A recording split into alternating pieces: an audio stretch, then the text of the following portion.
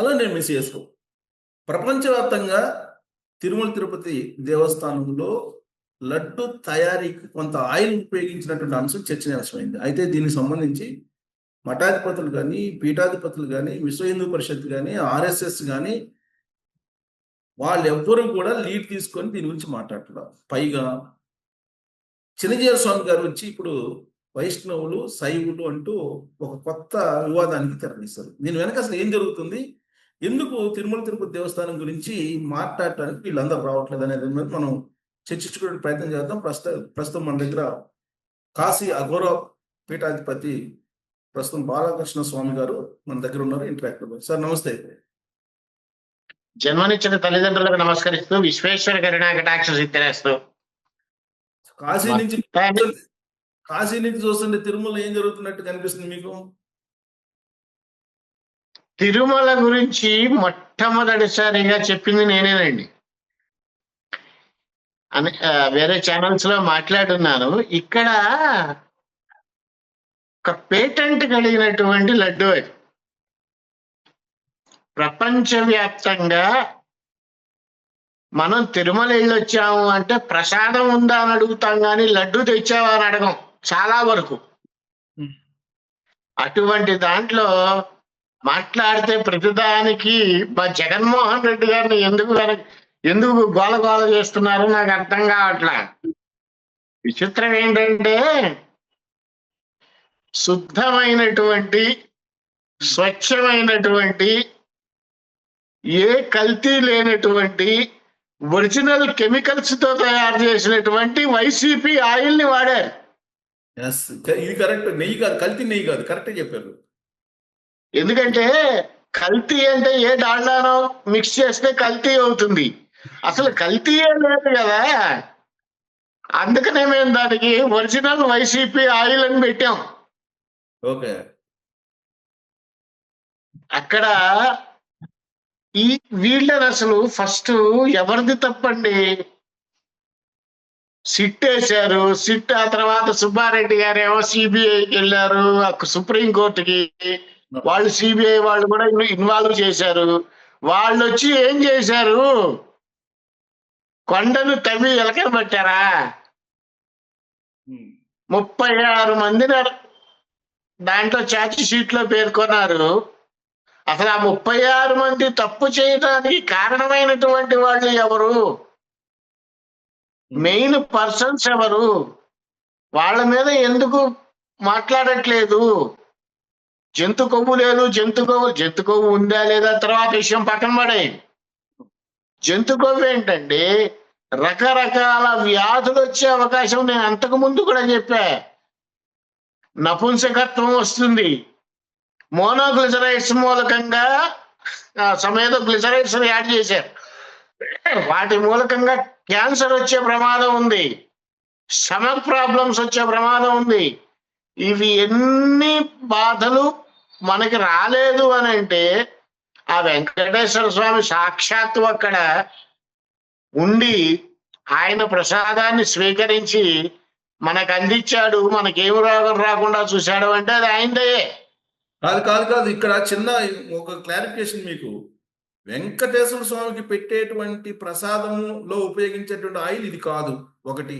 2, అక్కడ మనకి ఆల్రెడీ బాలరాముడి విగ్రహానికి సంబంధించినటువంటి ఆవిష్కరణ సందర్భంగా పంపించినటువంటి ఆయిల్ తో తయారు చేసిన లడ్లు కూడా ఇవి కాదు అనేది క్లారిటీ ఇచ్చారు. అవును, ఇచ్చారు కదా. అంటే వాళ్ళే ఒప్పుకున్నట్టే కదా. మేము అయోధ్యకి ఒరిజినల్ గా విడిగా నెయ్యి కొని మేము తయారు చేయించి లడ్లు పంపించామని పేర్ని నాని గారే చెప్పారు కదా. అవును. అంటే అప్పుడు ఒరిజినల్ నెయ్యి కొని పంపించారు, ఇప్పుడున్నది వైఎస్ఆర్సీపీ ఆయిల్ అనే కదా అర్థం. మీ భాషలో చెప్పాలంటే వైఎస్ఆర్సీపీ ఆయిల్ ని నిత్యం వెంకటేశ్వర స్వామికి పెట్టేటువంటి ప్రసాదంలో వాడలేదు, అంతేనా? ఎందుకు అదే వాడారు. వైఎస్ఆర్సీపీ ఆయిలే అన్ని చోట్ల వాడారు. ప్రసాదాల్లో వాడారు, పులిహారలో వాడారు, చక్కెర పొంగల్లో వాడారు, అరిసెల్లో వాడారు, ప్రతి చోట ఆయన ఆయిలే వాడారు. కాకపోతే దాన్ని మీరు కల్తీ నెయ్యి అంటున్నారు. మేము కల్తీ నెయ్యి అనట్లా, ఒరిజినల్ వైఎస్ఆర్సీపీ ఆయిల్ అంటున్నాం. అవును, అది భక్తులకు పెట్టేదానికి వాడారు. వెంకటేశ్వర స్వామి ప్రసాదం పెట్టేదానికి వేరే వాడామని చెప్తున్నారు. ప్రసాదాల్లో కూడా అవే వాడారు. ఆ, దేవుడు నైవేద్యం, ప్రతి చోట దేవుడికి ఈవెన్ దో నైవేద్యం. నైవేద్యంలో కూడా, ఉమ్, ఈవెన్ దో శ్రీశైలంలో కూడా వాడారు అని ఈ మధ్య అవును. న్యూస్ వస్తోంది. సరే, ఇదంతా పక్కన పెడితే మొన్న ఈ మధ్య ఆయన ఎవరో రమణ దీక్షితులు గారంట, ఉమ్, ఆయన వచ్చి నేను ఇలా బాగలేదు అని ముందరే చెప్పాను, వాళ్ళేమీ యాక్షన్ తీసుకోలేదు, నా మాట ఎవరు పట్టించుకోలేదు. గుడ్డి గురానికి ఏమైనా పళ్ళు తోముతున్నాడు ఆయన? అన్ని సంవత్సరాలు ఏడుకొండలవాడి సేవలో ఉండి వెంకటేశ్వరుడి సన్నిధిలో ఉండి నువ్వు బయటకు వచ్చి ప్రెస్ మీట్ పెట్టకుండా నేను వాళ్ళకి చెప్పానని ఇప్పుడు చెప్తావా? తప్ప అయింది లేదా? ఉమ్, ఆయనే కదా ఎలిగేషన్ చేశాడు, పింక్ డైమండ్ ఉంది అని. తీసుకురమ్మనండి ఆయన పింక్ డైమండ్. అంత గొప్ప అవకాశం కలిగింది, ఏడుకొండల వాడి సన్నిధిలో ఆయనకి సేవ చేసే భాగ్యం కలిగింది, నువ్వు చేయాల్సిన పనులివే. అంటే ఇప్పుడు ఆయనకి తెలిసే జరిగిందంటారా? తెలియకుండా ఎట్లా జరుగుతుందండి? ప్రతి ఒక్కళ్ళకి తెలుస్తుంది. అక్కడ ఎంప్లాయీస్కే తెలిసినప్పుడు మిగతా వాళ్ళందరికీ ఎందుకు తెలియదు? లడ్డు తయారీ విధానంలో కొలతలు అవన్నీ ఉంటాయి, దిట్టం అంటారు దాన్ని. వాళ్ళు ఆ లెక్క ప్రకారం, ఆ కొలతల ప్రకారమే చేస్తారు. అక్కడ వంట వాళ్ళు కూడా బాగోలేదు అని చెప్తేనే కదా తర్వాత ఎన్డీడీబీకి పంపించింది. నేషనల్ డైరీ డెవలప్మెంట్ బోర్డుకి పంపించింది. ఆ తర్వాత కదా అక్కడ రిపోర్ట్ వస్తే మన చంద్రబాబు నాయుడు గారు ప్రెస్ మీట్ పెట్టి చెప్పింది. ఇక్కడ సింపుల్ గా ఒక మాట చెప్పాలంటే బయోవార్ ఇది. హిందువులు ఎవ్వరూ లేకుండా చేసి, హిందువుల్ని నాశనం చేసి, అందరినీ క్రిస్టియానిటీలోకి దింపేసి మొత్తాన్ని దోచేసుకుందామని ఇక్కడ డబ్బు సమస్య కాదు, ఇది బయోవార్. ఇప్పుడు ఉదాహరణ క్రిస్టియన్ల గురించి మాట్లాడితే పెద్ద పెద్ద పాస్టర్లు ఉన్నారు. ఆ పాస్టర్లే వేరే పాస్టర్లు తప్పు చేస్తే మాట్లాడుతున్నారు. ఆ గాడిదలంతా ఎక్కడికి పోయారు? ఇప్పుడు ఎందుకు మాట్లాడట్లేదు జగన్మోహన్ రెడ్డి గురించి? ఎందుకు మాట్లాడట్లేదండి? వాళ్ళ కులమనా లేకపోతే వాళ్ళ మతమనా? ప్రతిదానికి ఏదన్నా గొడవ జరిగితే కులాన్ని వెనకేసుకొస్తారు. ప్రతి దాంట్లోనూ అంతే. ఈ పాస్టర్లంతా ఎక్కడ చచ్చారు? ఎందుకు మాట్లాడట్లా? ఇది బయోవార్ అండి. హిందూ మతాన్ని సర్వనాశనం చేయటానికి చేస్తున్నటువంటి బయోవార్. అందుకే మీరు చాలా పెద్ద పదాన్ని ఉపయోగించారు, బయోవార్ అనేది. ఇప్పుడు తిరుమల తిరుపతి దేవస్థానంలో లడ్డు ప్రసాదం తిన్నటువంటి వాళ్ళకి పిల్లలు పుట్టడం లేదు అనేది కొత్త వాదన ఇప్పుడు సోషల్ మీడియాలో వస్తుంది. నమ్ముతున్నారా మీరు? కొత్త వాదన ఏంటంటే, నేను మొట్టమొదటి చెప్పింది ఇదే. నపుంసకత్వం గురవుతారు. ఇప్పుడు వాడినటువంటి ఈ వీటి వల్ల, కెమికల్స్ వల్ల క్యాన్సర్ వచ్చే గుణాలు ఉన్నాయి. ఇవన్నీ నేను దాదాపుగా 6 నెలల క్రితం చెప్పాను.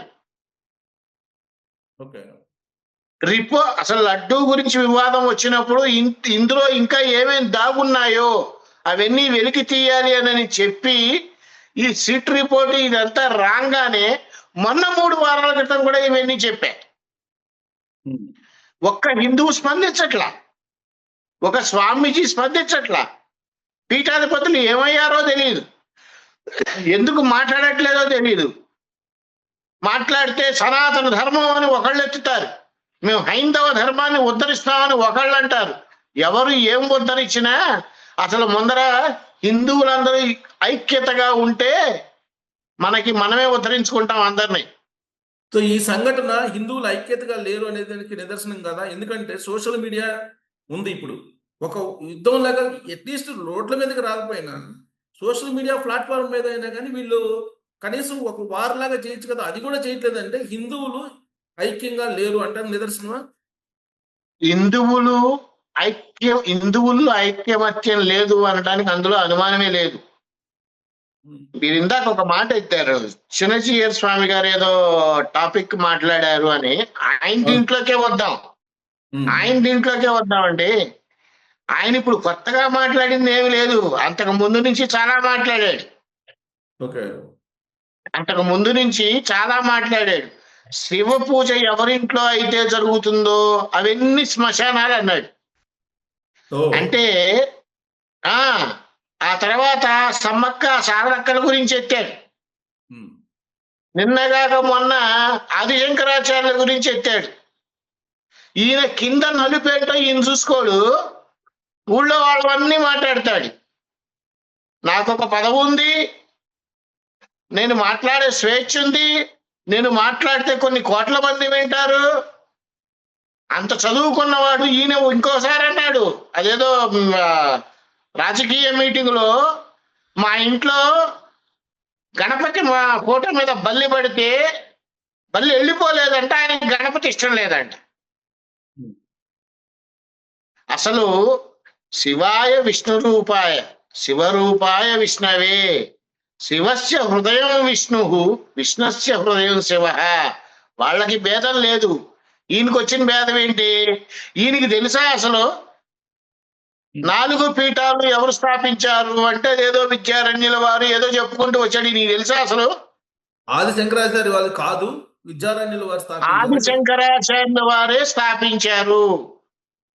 మీకు ఇంకా విషయం తెలియదంటే, బద్రీనాథ్లో బద్రీనారాయణ విగ్రహం ఉంది కదా, ఆ విగ్రహాన్ని కూడా ఆది శంకరాచార్యుల వారే ప్రతిష్ఠించారు. ఈయన చెప్తే అన్ని చదువుకున్న వాళ్ళకి సంస్కారం ఉంటుందండి. ఆ సంస్కారం ఉందో లేదో నాకు తెలియదు. ఇంకొకటి మాట్లాడతారు ఆయన. ఇలాంటి వాళ్ళ మాటల వల్ల హిందువుల్లో ఐక్యత ఉంటుందా? హిందువులు యూనిటీగా ఉండగలుగుతారా? ఇప్పుడు అడ్డబొట్టు నిలువుబొట్టు వారా? ఇప్పుడు తిరుపతి కల్తీ నెయ్యి పోయిందా? అడ్డబొట్టు నిలువబొట్టు కాదండి ఇక్కడ పాయింట్. మీరు ఏమన్నా అనుకోండి, ఈయన కూడా జగన్మోహన్ రెడ్డి గారి ప్రమోషన్ ఇస్తున్నాడా? ప్రమోషన్స్ ఏమన్నా చేస్తున్నాడా చిన్నజీయర్ స్వామి? ఎందుకన్నానంటే ఈ మాట అసలు మాట్లాడాల్సిన టాపిక్ కాదు అసలు. అది ఎందుకు నోరెత్తి మాట్లాడాడు? బుద్ధి జ్ఞానం ఏమన్నా ఉందా? కాస్తంత దండం పట్టుకుని ఉన్నాడు కదా ఆయన. దండం విలువ ఏమన్నా తెలుసా ఆయనకి? నోటికి ఏదొస్తే అది మాట్లాడేయటమా? అంటే తిరుమల వెంకన్న స్వామి అంటే ఆయనకి దూరం, వెళ్ళడు ఆయన. వెళ్ళడంటే రాని అక్కడ కన్ని నెరవేర్తారు. ఇప్పుడు మనం అందరం ఏమనుకుంటామంటేనండి, వెంకటేశ్వరం గుడికి వెళ్ళి వచ్చామని అనుకుంటాం. సాక్షాత్తు నిలువెత్తు ఆజానుబాహుడు అక్కడ నుంచొని చూస్తున్నాడు అందరినీ. ఈ సిట్టులు, ఈ సిబిఐలు పెద్ద పట్టించుకోడు ఆయన. ఒక్కసారి కన్ను తెరిచాడు అంటే ఈ రిపోర్ట్లు, ఈ గోళలు, ఈ కథలు ఇవన్నీ జరిగే లోపలే ఆయన చేయాల్సింది చేసేస్తాడు. చూస్తున్నాడు, చూద్దాం ఎంతవరకు వెళ్తుందో. వాళ్ళు కృషి చేస్తున్నారు కదా, బాగా కృషి అయిన తర్వాత ఒకసారిగా ఫలితం ఇద్దాం. ఆ కోవలోనే రోజా మాట్లాడుతున్న భయాన్ని కలిగించాడు, పేర్ని నాని గారు మాట్లాడుతున్న భయాన్ని కలిగించాడు. అంటే తెలియకుండా వెంకటేశ్వరుడే వాళ్ళ మనసుల్ని మారుస్తూ ఉన్నాడు. మనం అంతా అనుకుంటా అయ్యే ఉందిలే విగ్రహమేగా. ఆయన ఏదో అన్నాడు కదా కరుణాకర్ రెడ్డి గారు, విగ్రహమే కదా అని. ఆ విగ్రహమే దూల తీర్చేస్తుంది వీళ్ళకి. చెప్పండి. ఇప్పుడు చిన్నజీయర్ స్వామి గారు ఇప్పుడు ఏ ఉద్దేశంతో ఇది అన్నట్టు, ఇప్పుడు యాజ్ ఆఫ్ నౌ ఏ సందర్భం అది ప్యూర్ గా పొలిటికల్ గా జగన్మోహన్ రెడ్డి గారికి వంత పాడేలాగా కనిపిస్తుందా, లేదంటే ఆయన? నాకైతే జగన్ కి వంత పాడుతున్నట్టే అనిపిస్తోంది. లేకపోతే అసలు సందర్భం లేకుండా ఎందుకు మాట్లాడతారండి? మనం ఒక మాటలు మాట్లాడుతున్నాము ఒక నిండు సభలో అంటే దానికి ఒక సందర్భం ఉండాలి.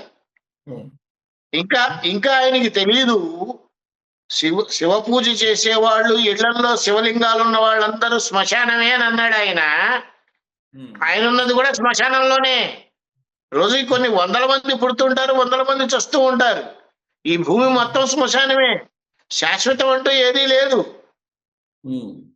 రాత్రిపూట పడుకుంటే శివస్మరణ చేస్తాం.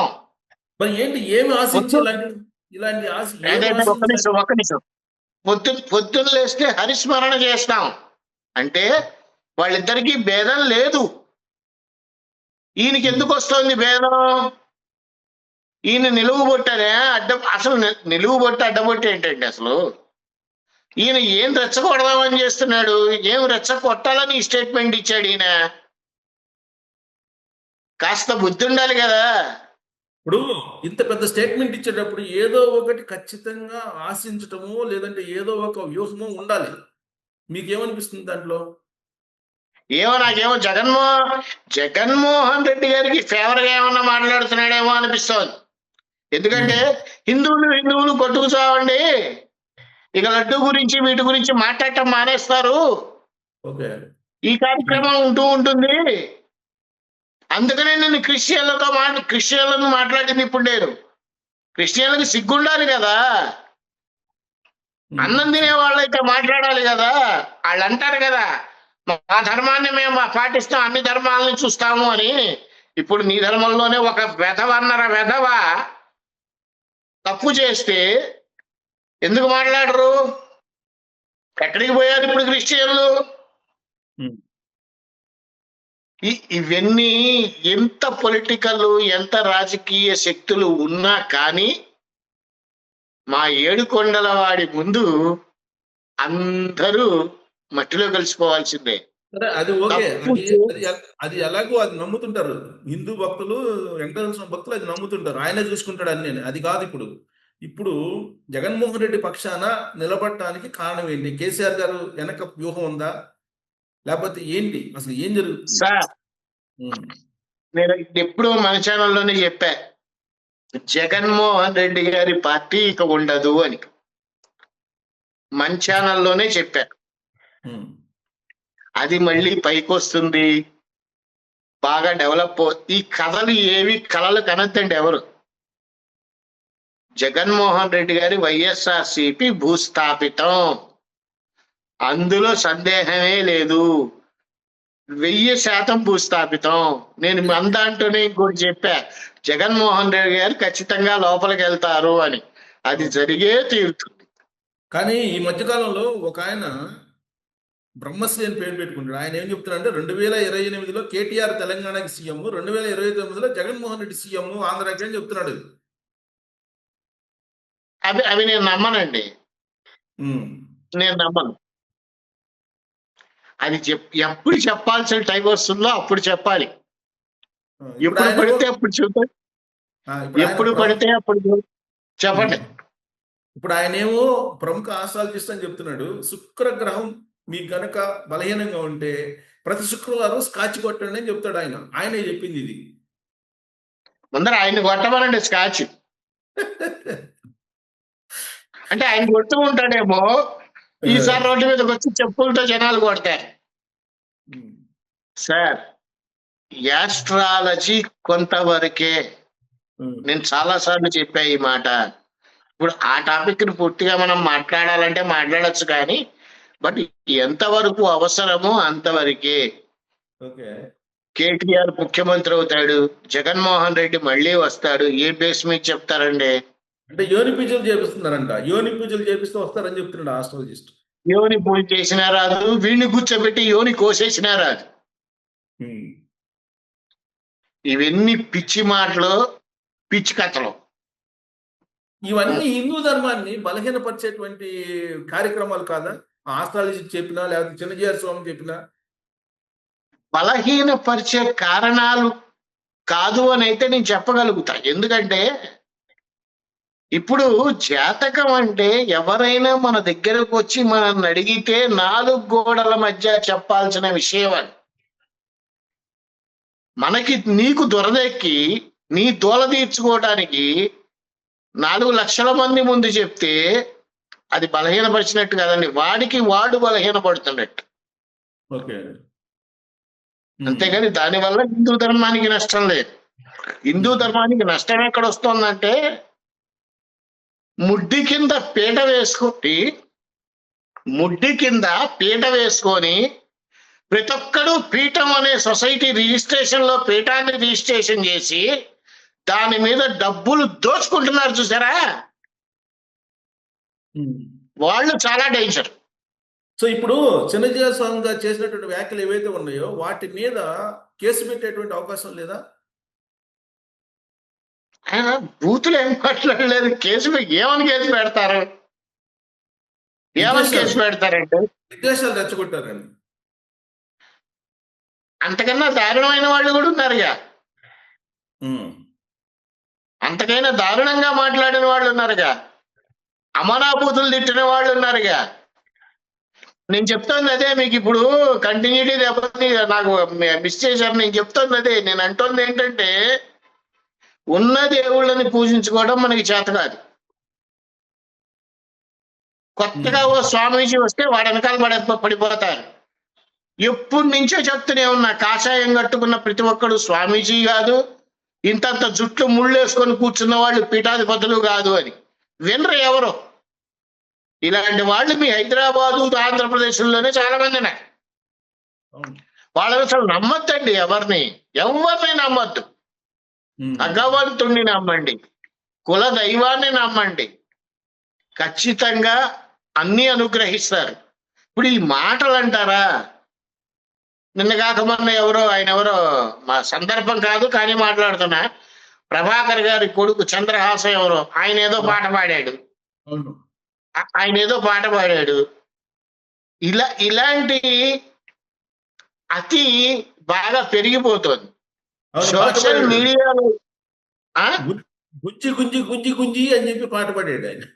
అదే, ఇలాంటివి సోషల్ మీడియాలో మరీ దారుణాలు అయిపోతున్నాయి. సోషల్ మీడియాలో కూడా రెస్ట్రిక్షన్స్ ఉండాలండి.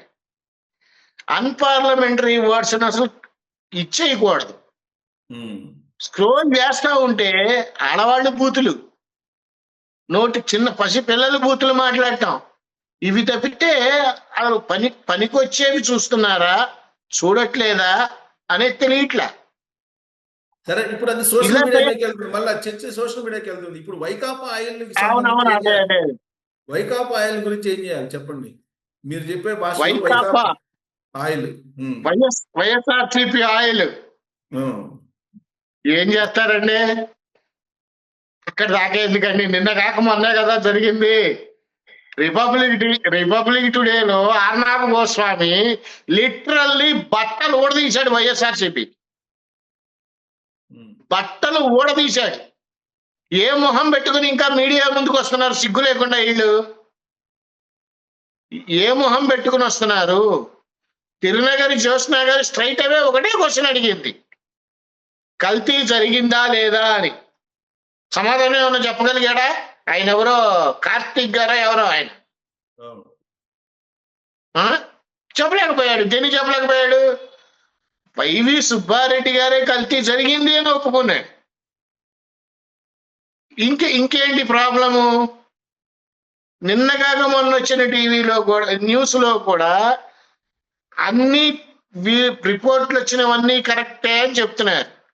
ఇవన్నీ పక్కన పెట్టినా సరే కల్తీ జరగలేదు, జరిగింది పక్కన పెట్టేస్తే, ఒరిజినల్ గా ప్యూర్ గా వైఎస్ఆర్సీపీ ఆయిల్ వాడుతున్నప్పుడు మా జగన్మోహన్ రెడ్డిని ఎందుకు అంటున్నారు మీరంతా? తప్పలేదంటారా? అందుకే ప్రశంసించమంటున్నాడు కదా, సన్మానం చేయమంటున్నాడు. అందుకే నేను ప్రశంసిస్తున్నా. ఓకే, అంటే జంతు కొవ్వు లేదని చెప్పి సిబిఐ చెప్పింది కాబట్టి మమ్మల్ని సన్మానం చేయాలని చెప్తున్నాడు ఆయన. అవును, అందుకే ప్రశంసిస్తున్నారండి. ఒరిజినల్ ప్యూర్ వైఎస్ఆర్సీపీ ఆయిలే మేము వాడాం, నీ కల్తీ చేసామని మేము చెప్పామా? ఏ మొహం పెట్టుకుని ఇంకా సిగ్గు లేకుండా వీళ్ళు మీడియా ముందుకు వస్తున్నారు, ఆ వెంకటేశ్వర స్వామికి తెలియాలి. స్వామి లిటరల్లీ నిజంగా బట్టలు తీయించాడండి. నాకు మీ దగ్గర నుంచి కావాల్సింది ఏంటంటే ఇంత జరుగుతుంది కదా, ఇది అందరికీ తెలుసు, మీరు చెప్పింది అందరికీ అవగాహన వచ్చింది ప్రజాక్షేత్రంలో. కానీ జగన్మోహన్ రెడ్డి గారిని కానీ లేదంటే సూత్రధారులు ఎవరైతే ఉన్నారో కరుణాకర్ రెడ్డో లేకపోతే వైవి సుబ్బారెడ్డి గారో అని అనుమానిస్తున్నారు కదా, వీళ్ళ మీద ఒక్క ఆధారం కూడా చూపించలేకపోయారని చెప్పి చెబుతున్నారు కదా జగన్మోహన్ రెడ్డి గారు. నేను అంటోంది అదే కదండి, కొండను తవ్వి ఎలుకను పట్టారు అంటే అదే అర్థం. ఉమ్, నేను ఆల్రెడీ చెప్పా మీకు, కొండను తవ్వి ఎలుకను పట్టారు. ఉమ్, 36 మంది ఏదో చార్జ్ షీట్ లో పేర్లు రాశారు. అసలు ముఖ్యమైన వాళ్ళు ఏరి, సంతకం పెట్టిన వాళ్ళు ఏరి, టెండర్ ని పిలిచిన వాళ్ళు ఏరి, ఉమ్. అసలు టీటీడీ బైలాస్ మార్చిన వాళ్ళు ఎవరు? వీళ్ళంతా ఎక్కడికి వెళ్ళారు? చిన్నప్ప చిన్నప్ప చిన్నప్ప అన్నారు. అసలు ఆ పెద్దప్ప ఎవరు? ఢిల్లీని అడగాలి మీరు, దగ్గరలో ఉన్నారు, ఢిల్లీని అడగాలి. అదే ఆ పెద్దప్ప ఎవరు? మీరు ఢిల్లీ మిలియన్ డాలర్ల క్వశ్చన్స్ అన్నమాట ఇవన్నీ. ఆ పెద్దప్ప ఎవరు? ఇప్పుడు సార్ ఇన్వెస్టిగేషన్ చేసింది ఎవరు? సిబిఐ ఎవరి ఆధ్వర్యంలో ఉంది? అమిత్ షా గారి ఆధ్వర్యంలో ఉంది. మరి అమిత్ షా గారికి సమాధానం చెప్పాలి. అమిత్ షా గారు సమాధానం చెప్పడం కాదండి, నిజంగా మాట్లాడాలనంటే పెద్దవాళ్ల సపోర్ట్ లేనిదే వీళ్ళు మాట్లాడకుండా ఉంటారా? ఎవరు అనేటువంటిది మీకు తెలిసిన విషయమే, నాకు తెలిసిన విషయమే. పెద్దవాళ్ళు సపోర్ట్ లేదే 12 ఏళ్ళు బయట ఉండగలుగుతాడా? అన్నీ తెలిసిన, అన్నీ మూసుకొని కూర్చున్నాము అని అంటే పిచ్చోళ్ళు ఎవరు అని క్వశ్చన్ వేస్తే తెలంగాణ ఆంధ్రప్రదేశ్ ప్రజలు. సో మీరు చెప్పిన దాని ప్రకారం వెంకటేశ్వర స్వామి అన్ని చూస్తున్నారు కదా, మరి కాపాడే వాళ్ళని శిక్షిస్తాడా? పడుతున్నటువంటి వాళ్ళని శిక్షిస్తాడా? తప్పు చేసిన ప్రతి ఒక్కడు శిక్షకి గురి అవ్వటం అనేటువంటిది నగ్న సత్యం. సమస్య లేదు అందులో. తప్పు చేసిన ప్రతి ఒక్కడు శిక్ష అనుభవించాల్సిందే, అనుభవిస్తాడు కూడా. ఆయన చూస్తున్నాడు. కాస్త వెయిట్ చేయండి. ప్రతిదానికి ఎప్పుడు అంటే టైం పీరియడ్ ఉండదు.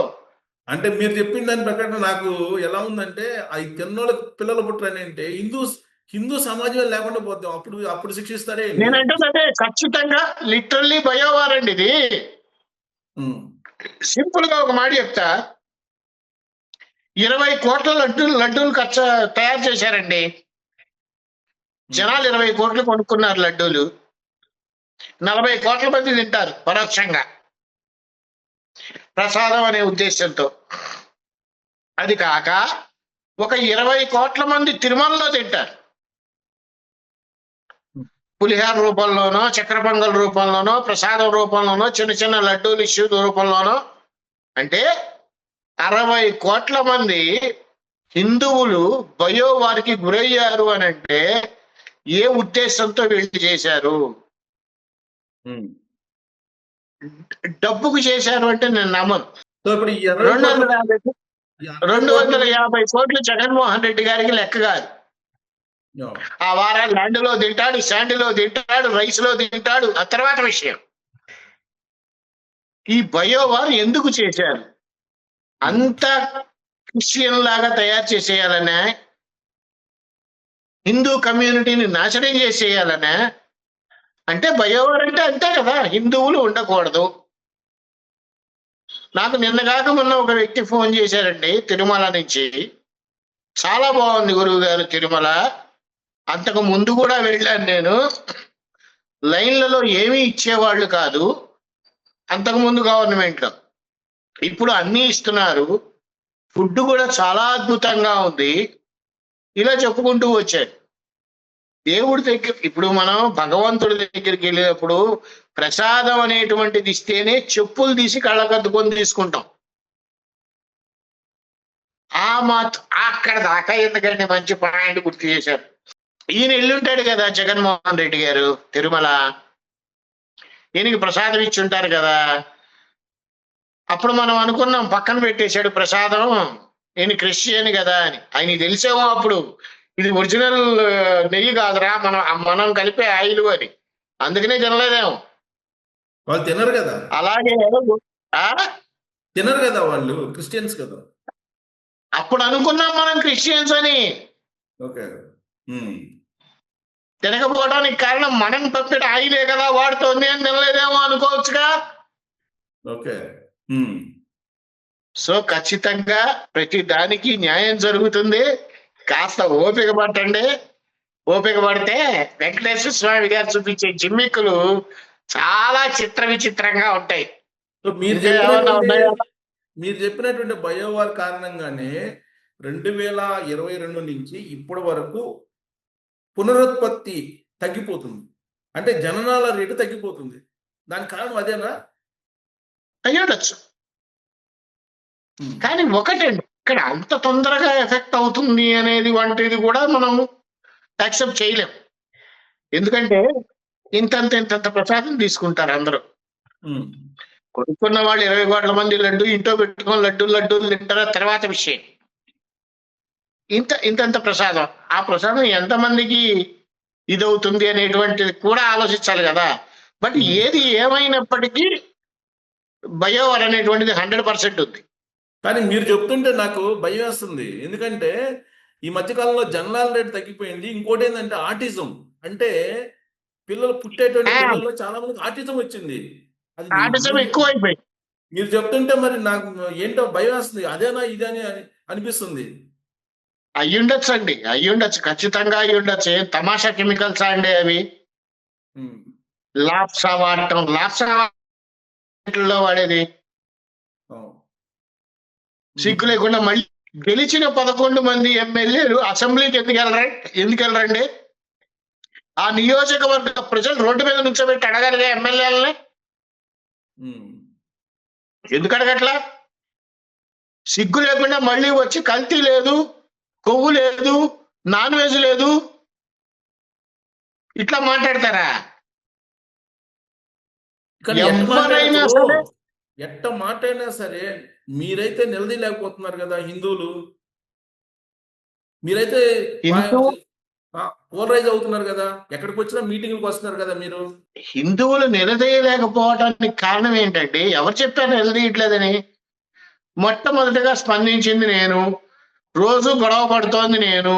కాకపోతే హిందువులు అందరూ కలిసి ఏకతాటిపై నుంచొని ఒక పీడబ్ల్యూడి గ్రౌండ్ లో ఉమ్. సభ లాంటిది పెట్టి ఉతికి ఆరేయగలగాలి. Yes. అది రావటల్లా. మరి అలాంటి మూవ్మెంట్ రాలేదు కదా. అలాంటి మూవ్మెంట్ రాలేదు. ఇంతమంది హిందువులు రావట్లా, ఉన్నారు. ఆ చైతన్యం రావట్లా. ఆ. ఎందుకు రావట్లా? ఆ మన పని మనం చేసుకుందాంలే, ఈ గోల మనకెందుకు, మన 4 రూపాయలు మనకు వస్తే చాలులే, ఈ ఈ తలకాయ నిప్పి మనకెందుకు.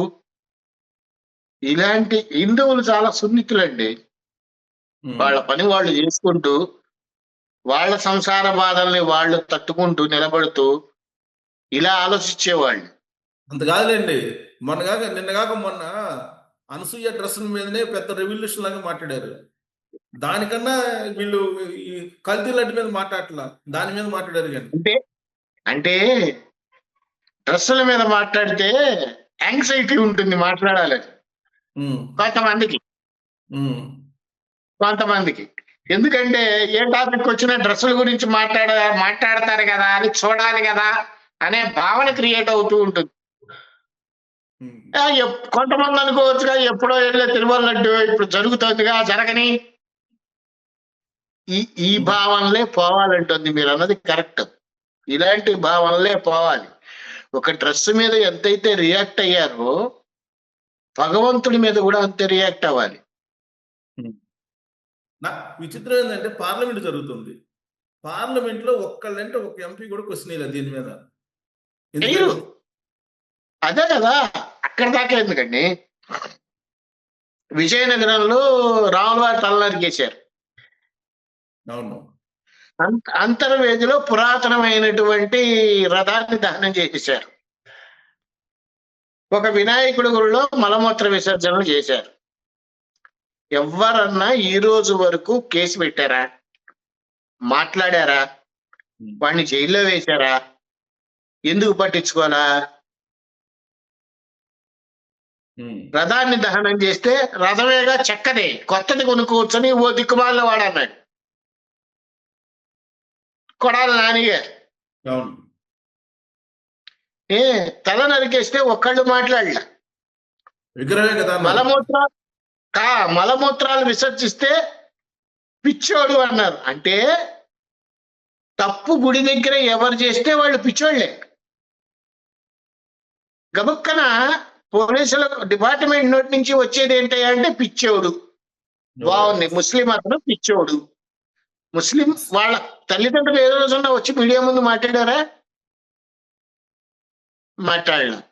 అదే మనం వెళ్ళి పిచ్చి పనులు చేసి మసీదులో పందిని వదిలి పెడితే ఇప్పుడు మనల్ని పిచ్చోడు అంటారో, తీసుకెళ్లి లోపల ఇసుక వదిలి పెడతారు. మార్పు రావాలండి. హిందువులంతా ఏకతాటిపై నడవాలి. స్వామీజీలందరూ నడుం కట్టాలి. ఈ ఈ బట్టలు వేసుకున్న స్వామీజీలు కాదు నేను చెప్తాను. కానీ ఎవరికి వాళ్ళే హిందూ ధర్మం అంటారు అన్ని పార్టీలు. కానీ ఏ పార్టీ కూడా ఇవాళ వరకు ఈ ప్రసాదం గురించి మాట్లాడు.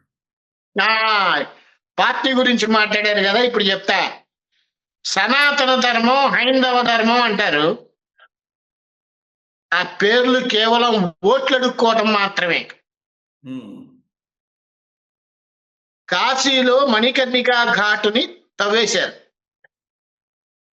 2 గుళ్ళు పోయినాయి. ఒకళ్ళు మాట్లాడారా? నేను మాట్లాడా మీడియా ముందు. మన తెలుగు ఛానల్ వాళ్ళకి 4-5 ఫోన్ చేసి చెప్పా. ఒక్కళ్ళు స్పందించలా ఛానల్ వాళ్ళు కూడా. ఎందుకు స్పందించలా? ఏమన్నా మాట్లాడామనుకోండి, కారిడార్ కట్టారు, ఇక్కడ కట్టారు, ఉజ్జయినిలో. ఎవరికి కావాలి? ఎవరికి కావాలి? 1000 కాళ్ళ మండపాన్ని తీసేసినప్పుడు ఎంత బాధపడ్డాం మనం తిరుమలలో. అలాగే ఇక్కడ పురాతనమైన గుడి ధ్వంసం చేసి పెద్దగా నిర్మించి కారిడార్ కట్టామంటే ఎవరికి కావాలి? ఆ పాజిటివ్నెస్ అంతా పోయింది కదా.